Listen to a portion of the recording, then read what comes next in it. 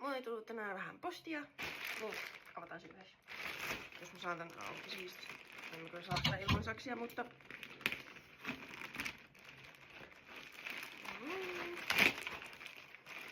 Eikäs. Tällainen koodihuppari. Tää on kyllä vaan vakuumipakkauksessa. Tää varmaan pitää ottaa ilmaa, mutta kokeillaan avaa tää silleen, ettei tykätä tähän huppariin.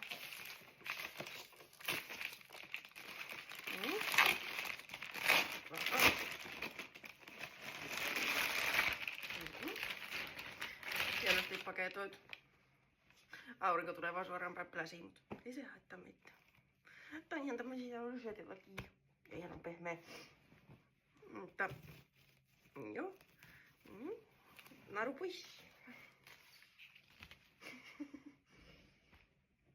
Nyt on kyllä niinku tämmönen kuivapussi. Ei tarvita. Tämmönen huppari.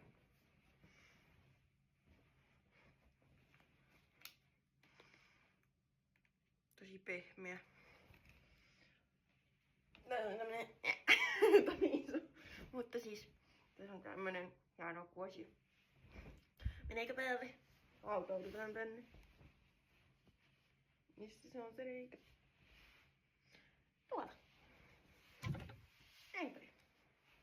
Näinpäin. Näin. Ja.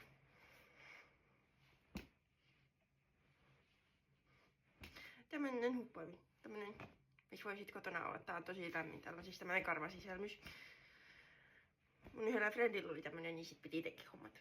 Mutta en muistanut, koska tää oli hommattu varmaan pari viikkoa sitten, niin en muistanut, että tämmönen tulee, mutta se tuli tänään. Mut semmonen paketti.